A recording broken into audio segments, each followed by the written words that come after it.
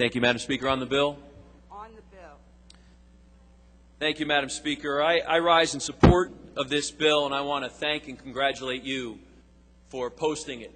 It took a lot of leadership and a lot of courage to reach across the aisle and come up with this compromise measure that we will pass this evening. I recognize the sincerity and the anxiety on the part of those who might oppose this bill. Their concerns are real, and we have tried to address them. Nevertheless, we must move forward tonight as a body. New Jersey faces a crisis, both in our pension system and our health benefit system for public employees, and it is our job to fix it.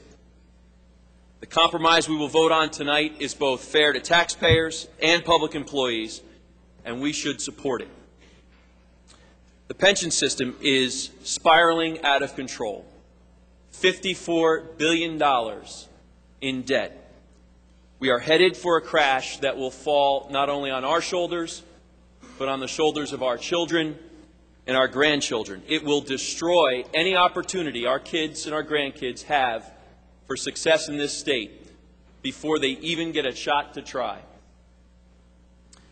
But this system will also crash on the public employees, some of whom oppose this reform.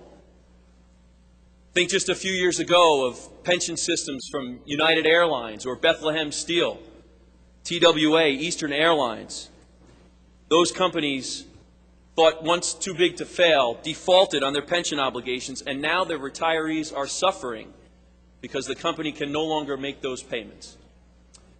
Retirees from those companies would kill, absolutely kill, for the deal that we're trying to put in place today, which is to preserve pension benefits while we suspend COLAs. Retirees from United Airlines are getting pennies on the dollar on the pension obligations that were promised to them decades ago.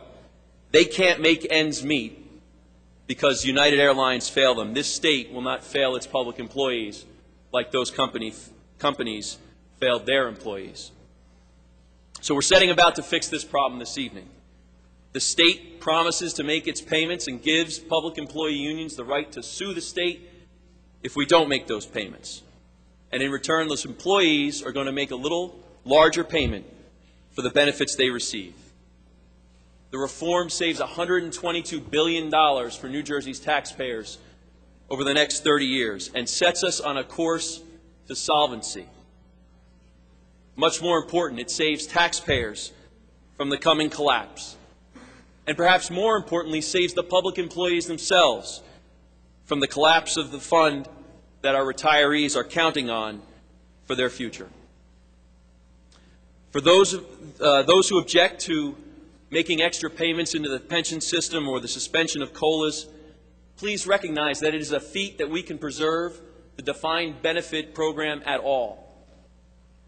1 in 10 employers in this nation provide defined benefit programs for their employees today. 1 in 10. This state will preserve our defined benefit program for its employees. As for health benefits, Madam Speaker, the simple truth is that for too long we've promised benefits that have been too rich and we can't afford. And to make matters worse, the cost of the state health benefits program has only doubled in the last 6 years alone. Today, the price that public employees pay for their health benefits is a tiny fraction of what the benefits actually cost. And the taxpayers have to pick up the rest. The average teacher today pays about $900 for family coverage in the state health benefits plan. That is about 5% of the actual cost of that plan. The parents of the kids that those teachers are teaching, who work in the private sector, pay on average 25% of their health care premiums. And let's not forget that about 1.4 million people in this state don't have health insurance at all. And so is it fair to continue to ask those taxpayers to subsidize 95% of the health care premiums of our average public employee? This bill is a modest compromise. It asks the average teacher to pay about 20% of his or her health care premium, or about $3,800 for a benefit that currently costs over $19,000. And that cost share is phased in slowly over 4 years. And then as soon as it's phased in, it expires and becomes once again subject to collective bargaining. The health care benefit reform portion of this bill provides substantial tax relief to New Jersey's overtaxed residents, and again, it makes the benefits sustainable for our public employees. Now, we've heard objections about this bill being the end of collective bargaining in the state of New Jersey. That's simply not true. As a matter of fact, I look at a contract from a district school district in my district, the 26th legislative district, and you think about all the things that are still subject to collective bargaining: salaries, sick leave, authorized absences. Their teachers are still going to negotiate over parent-teacher conferences or the custodial or secretarial work year.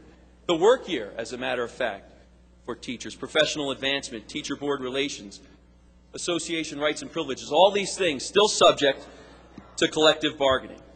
So the objection that this is the end of collective bargaining in New Jersey, that asking teachers and other public employees to make modest contributions and share in the cost of their health care premiums, is simply not true. Look, we are aware.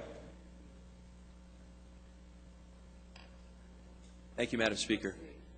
I spent an hour on the phone earlier this afternoon with a couple of constituents of mine who are concerned about this bill, public employees, and we are aware of the effects it's going to have on our constituents. We don't relish the impact that it will have on their bottom lines this year and in next year and in the future years. But this is a bill that is about fixing the future for the state of New Jersey, and that includes not just the future of the people who work in the private sector, but the future of every citizen in the state of New Jersey, including our public employees, not just for us and for them, but for their kids and their grandkids as well. If we turn away from this moment, if we don't seize this opportunity this evening, we will have failed in our duty as legislators to the people of the state of New Jersey. I will not shirk that duty. Madam Speaker, I thank you for not shirking that duty, and I urge my colleagues to vote yes.